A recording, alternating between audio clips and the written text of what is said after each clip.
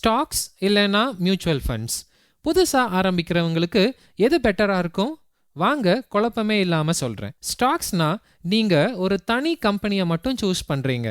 அது மேலே போனால் சூப்பர், ஆனால் அது சரிஞ்சா உங்கள் பணமும் காலி. இதுக்கு உங்களுக்கு டைம் வேணும், ஸ்கில் வேணும், அப்புறம் நல்ல தைரியமும் வேணும். ஆனால் மியூச்சுவல் ஃபண்ட்ஸ் அப்படி இல்லை.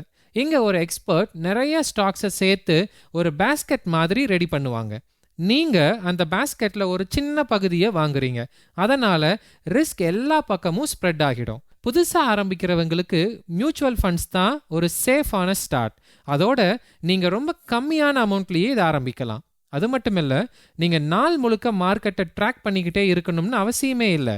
உங்களுக்கு தேவையெல்லாம் டிசிப்ளினும் கொஞ்சம் பொறுமையும் தான். ஸ்டாக்ஸ் எல்லாம் அப்புறம் பார்த்துக்கலாம். ஒன்ஸ் உங்களுக்கு பேசிக்ஸ் நல்லா தெரிஞ்சதுக்கு அப்புறம் உங்கள் பணத்தில் ஒரு சின்ன பார்ட்டை ஸ்டாக்ஸில் போடலாம். ஸோ உங்கள் ஃபர்ஸ்ட் ஸ்டெப் சிம்பிளாக ஒரு மியூச்சுவல் ஃபண்ட்ஸை சூஸ் பண்ணி கேமை ஆரம்பிங்க. இந்த வீடியோவை சேவ் பண்ணிவிட்டு ஸ்டாக்ஸா மியூச்சுவல் ஃபண்ட்ஸான்னு கன்ஃபியூஷனில் இருக்கிற உங்கள் ஃப்ரெண்ட்ஸுக்கு இதை ஷேர் பண்ணுங்கள்.